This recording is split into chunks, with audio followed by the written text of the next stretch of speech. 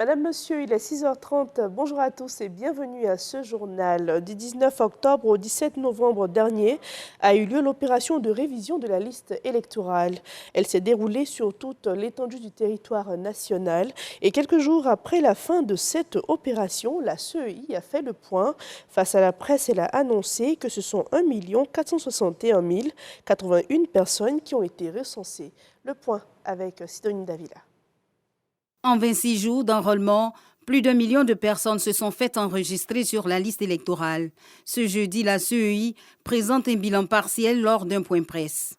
La Commission électorale indépendante est heureuse de présenter les statistiques enregistrées sur le territoire national en attente d'intégrer celles de la diaspora. La catégorie 1, c'est-à-dire des personnes figurant sur la liste électorale, sollicitant un changement de lieu de vote ou de modification de données personnelles. Il s'agit de 517 924 requérants, dont 283 419 hommes et 234 505 femmes. S'agissant de la catégorie 2, définition, personnes sollicitant une première inscription, 943 157 requérants, dont 511 125 hommes et 432 032 femmes, soit un total de 1 461 081 requérants, dont 794 544 hommes et 666 537 femmes. Les chiffres dévoilés témoignent d'une nette progression par rapport au précédent recensement électoral de 2022-2023 qui avait enregistré 575 489 requérants. Après le traitement et la consolidation des données, une liste provisoire sera affichée dans tous les lieux de vote. Cette étape marquera le début de la période du contentieux, permettant aux citoyens de vérifier leur inscription et de signaler d'éventuelles anomalies. La Commission électorale indépendante invitera, pendant le contentieux, tout électeur détenant les justificatifs requis à se tenir prêt pour, premièrement, réclamer l'inscription d'une personne dûment enrôlée, mais ne figurant pas sur la liste électorale provisoire. Deuxièmement, demander la radiation d'un électeur décédé, de celle qui a perdu sa qualité d'électeur, de celle dont la radiation a été ordonnée par l'autorité compétente ou d'une personne indûment inscrite. Troisièmement, demander la rectification de données. La Commission électorale indépendante informe par ailleurs que les populations qu'une opération menée sous l'égide du ministère de l'Intérieur est en cours, aussi bien dans les centres d'état civil que dans les villages et hameaux,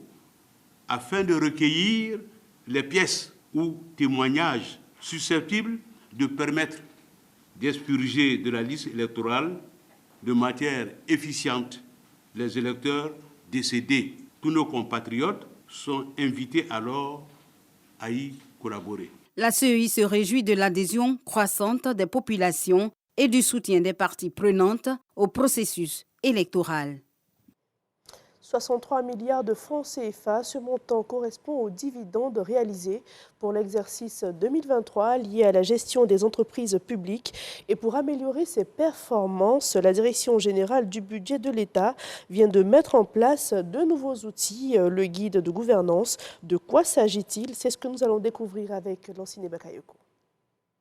Même s'il reste encore des marges de progression importantes, les 87 entreprises publiques que compte le portefeuille de l'État ont réalisé des dividendes de l'ordre de 63 milliards de francs CFA. Un pas important a également été observé dans la gouvernance. Ce sont 35 directeurs généraux qui disposent aujourd'hui d'une lettre d'émission. Ce sont 49 conseils d'administration qui ont été évalués par les cabinets indépendants. Et ce sont 25 conseils d'administration qui ont procédé à une auto-évaluation. La rentabilité de ces entreprises publiques est d'autant urgente que la Direction générale du portefeuille de l'État a mis en place de nouveaux instruments destinés à promouvoir les bonnes pratiques en matière de gestion. Une demi-dizaine de livrets de l'administrateur et un guide de gouvernance. Pour chacune des parties prenantes, Ces documents représentent incontestablement des supports de référence et d'aide à la gestion. Ce guide de gouvernance, dont la présente cérémonie consacre la présentation, ainsi que les 5 livrets se rapportant aux attributions et au fonctionnement des organes sociaux et des assemblées d'actionnaires, sont des productions inédites de notre département. La mise en pratique scrupuleuse des principes et mesures qui y sont référencés permettra à nos sociétés de renforcer leur alignement aux normes des meilleures pratiques en matière de gouvernance. Ce sont des documents qui, de notre point de vue, sont utiles pour une montée en puissance rapide des nouveaux administrateurs. Ils devraient également permettre une meilleure connaissance des délimitations des pouvoirs des dirigeants sociaux, ce qui éviterait les conflits de compétences. Tous ces changements devraient contribuer à une meilleure amélioration de la croissance générale des entreprises publiques et à une interaction des parties en présence. Dans le cadre de la COP29, les parlementaires africains sont toujours à Bakou. Quoi de mieux qu'une table ronde pour échanger sur les financements sur le climat? Ils ont proposé des solutions pour faciliter leur accès, une mobilisation nécessaire face aux défis environnementaux. Grace Kando et Adam Sangaré nous proposent ce reportage. Le réseau africain des parlementaires sur le climat donne de la voix à Bakou, en Azerbaïdjan, dans le cadre de la COP29 sur les changements climatiques. À travers une table ronde, ces élus de la nation appellent à une mobilisation et une répartition équitable du financement climatique pour soutenir l'Afrique par le biais de mécanismes innovants. Ce que nous demandons, c'est que d'abord la voix de l'Afrique soit prise en compte, ensuite que les réparations soient faites, parce que l'Afrique subit ce qu'elle n'a pas causé. Aujourd'hui, les mécanismes de financement sont trop compliqués. Nous demandons leur simplification pour que l'accès à ces financements qui sont disponibles puisse être facile pour les pays africains et surtout les pays qui subissent le plus de dommages au niveau climatique. Quand je prends l'exemple de mon pays, le Tchad, aucune entité n'a obtenu une accréditation pour bénéficier d'un fonds climatique. Tout ça, c'est que le processus est complexe et je crois qu'avec la naissance du réseau africain sur les changements climatiques, ce serait une occasion pour les pays africains de bénéficier aussi de ces fonds climat qui aujourd'hui n'arrivent pas à obtenir. Combler le déficit de financement de la lutte contre le changement climatique et investir dans des infrastructures résilientes demande un renforcement de capacité des parties prenantes bénéficiaires. Nous entendons également le renforcement des capacités des parlementaires que nous sommes à l'effet donc de former ou bien de sensibiliser nos populations pour que les effets du changement climatique soient beaucoup moins ressentis, en tout cas par nos populations. Le réseau africain des parlementaires sur le climat souligne la nécessité de l'élaboration des cadres législatifs et de surveillance adaptés au climat. Le saviez-vous, hier, c'était la journée mondiale de la télévision, ce petit écran qu'on a pour la plupart dans nos maisons qui nous donne des informations en temps réel. Avec l'avancée des nouvelles technologies, l'apparition des smartphones, des ordinateurs, la télévision conserve-t-elle toujours sa place dans le quotidien des familles? Élément de réponse avec Kadikone et Franck Quasio. Elle illumine les écrans dès les années 30 en noir et blanc au fil des années. Que d'évolution! De 1960 à aujourd'hui, elle passe de l'écran couleur au câble, puis au magnétoscope et à la haute définition, au passage bouleversant les habitudes et le paysage médiatique avec l'avènement du numérique dans les années 2000. Avant, c'était le blanc-noir, on n'arrivait pas à distinguer l'image, mais actuellement, l'image est nette, comme si tu es présent. Numérique, oui, mais pour quelle télévision aujourd'hui, vu l'émergence de nouveaux médias et de nouveaux outils fragmentant davantage à l'offre médiatique? Télévision, on regarde là. Ça a une place. Parce que grâce à ça, j'ai toutes les informations de ce monde entier. La télévision joue un grand rôle aujourd'hui pour nos enfants et nous-mêmes pour nos parents. Dans l'Afrique même francophone, nos émissions sont regardées un peu partout. La télévision reste cependant le média clé et s'adapte aux besoins des nouveaux consommateurs. La RTI, assurant le service public en Côte d'Ivoire, a su aussi faire sa mue dans un contexte où cohabitent aujourd'hui plusieurs médias privés et commerciaux. C'est 24 sur 24. Même nos journalistes de télé qui viennent faire le journal télévisé s'arrêtent.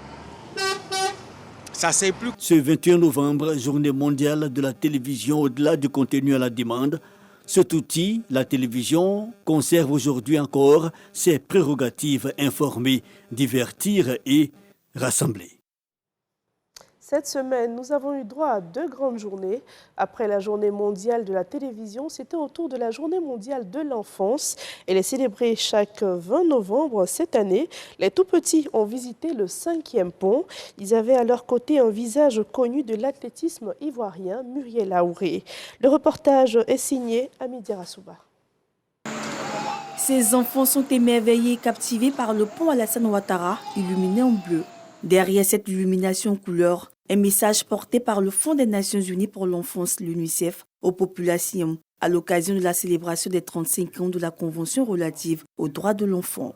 Pour cette circonstance, l'UNICEF a marqué le coup. Les enfants sont en compagnie de leur égérie ambassadrice de l'UNICEF, la sprinteuse Muriel Aouré. Je suis sur le pont Alassane Ouattara qui célèbre notre journée, donc je suis très contente. C'est la première fois que j'ai l'opportunité d'être à Abidjan pour la journée mondiale de l'enfance. Quelque chose que j'ai célébré depuis que je suis ambassadrice, c'est un réengagement pour les droits des enfants. Pour le représentant de la ministre de la Femme, de la Famille et de l'Enfant, une implication de tous les acteurs indispensables pour réussir ce challenge. Tout ce que nous faisons, nous devons le faire avec la participation de ces enfants-là. Il faut pouvoir les écouter. Il faut pouvoir avoir leur avis afin de pouvoir leur donner l'éducation qu'il faut. Et cela fait partie des messages clés que Madame la ministre nous le donne chaque fois afin de pouvoir véritablement être tout le temps avec ces enfants et puis pouvoir leur donner les valeurs qu'il faut. La Journée mondiale de l'enfance 2024 est un rappel collectif à l'amélioration des conditions de vie des enfants du monde et de la Côte d'Ivoire en particulier. Un phénomène qui continue de faire parler de lui, le jeu de hasard illégal. Et pour le freiner, des discussions sont en cours dans la ville de Soubré. Elles font partie de la campagne de sensibilisation initiée par la fêtière. La RJH Sam Conan nous en dit plus depuis Soubré. Lutte contre la prolifération des jeux de hasard illégaux. L'autorité de régulation de ce secteur rencontre à Soubré le corps préfectoral du district du Bas-Sassandra. Objectif, renforcer la sensibilisation afin d'intensifier la lutte contre le phénomène des jeux de hasard et limiter les conséquences socio-économiques. Des personnes sans aucune autorisation installent des machines à sous dans les villes et villages du pays, en violation flagrante des tests en vigueur. Dans la lutte contre ce fléau, la RJH entend s'appuyer sur le corps préfectoral. Nous vous invitons donc à prendre votre part dans cette lutte. La prolifération des jeux non autorisés, en l'occurrence les machines à sous chinoises, le loto ghanéen, avec un chiffre d'affaires annuel de 36 milliards de francs CFA, et les paris sportifs clandestins, qui font d'ailleurs l'actualité, dénoncés au cours de cette rencontre. Dans les exposés qui ont été faits, on a compris tout à l'heure toutes les menaces qui planent sur l'espace public. Donc le message, c'est la participation du corps préfectoral à assainir l'espace public et assainir surtout l'espace des jeux. Après le Bas-Sassandra, la RJH poursuit sa tournée de sensibilisation. Prochaine étape, le district du Sassandra-Maraoui. À présent, l'actualité sur le continent africain au Sénégal, c'est une victoire pour le PASTEF. Le parti au pouvoir a décroché 130 sièges sur les 165 que compte le Parlement sénégalais à l'issue des récentes législatives anticipées. Du 17 novembre, ces résultats officiels ont été proclamés par la Commission nationale de recensement de vote. Toutefois, les partis politiques ont 48 heures pour les contester. Sur le conflit russo-ukrainien, le président Volodymyr Zelensky appelle la communauté internationale à réagir. Une intervention après le tir sur l'Ukraine par la Russie. De nouveaux missiles balistiques hypersoniques de l'autre côté. Le président russe a présenté ce tir comme une réponse à 2 bombardements récents menés par l'Ukraine sur son territoire à l'aide de missiles occidentaux. C'est la fin de ce journal. Merci de votre fidélité et ne décrochez pas car l'actualité revient à 10h.